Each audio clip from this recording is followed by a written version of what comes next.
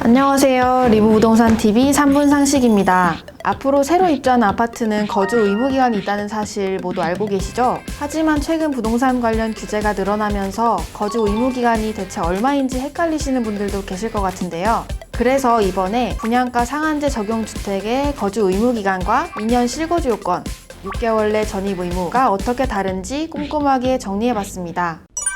먼저 분양가 상한제가 적용된 주택의 거주 의무기간은 얼마일까요?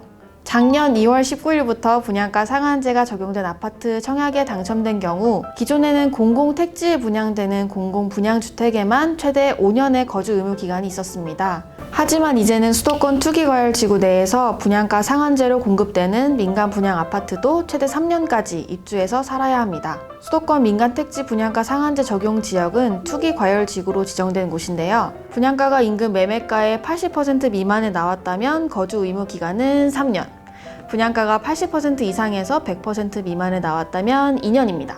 기존 공공택지 같은 경우에는 인근 시세의 80% 미만일 경우 5년, 80% 이상에서 100% 미만은 3년입니다. 즉 주변보다 싸게 분양되는 곳일수록 더 오래 거주 의무 기간을 채워야 하는 거죠. 단 거주 의무 기간 예외 조항도 있으니 꼭 확인하시기 바랍니다.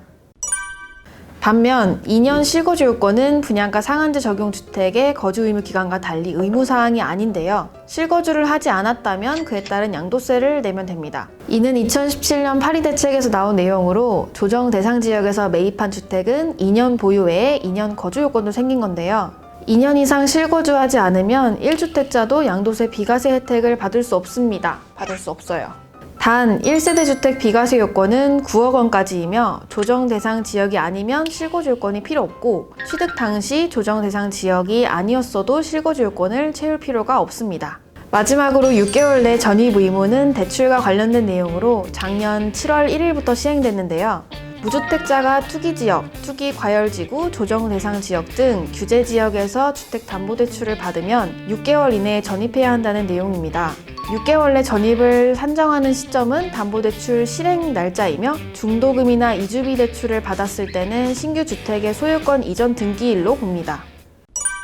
이제는 분양받은 아파트 중도금 대출을 받을 때 실거주 서약을 해야 합니다. 아파트가 완공되어 중도금 대출을 잔금 대출로 전환할 때에도 역시 실거주 의무는 그대로 부여되고 새로 산 주택에 임차인이 있더라도 대출 실행일로부터 6개월 안에 집주인은 전입을 마쳐야 합니다. 하지만 이 또한 거주 의무 기간과 달리 의무는 아닌데요. 전입을 하지 않았을 경우 약정 위반이 돼 대출 원금을 즉시 상환해야 한다는 점. 또한 향후 3년간 주택담보대출과 전세자금 대출을 제한받을 수 있다는 점을 꼭 기억해 두시기 바랍니다. 오늘 영상이 도움이 되셨다면 구독과 좋아요 꼭꼭 눌러주시고요. 또 궁금한 내용이 있으시면 댓글 달아주세요. 지금까지 리브부동산TV 3분 상식이었습니다.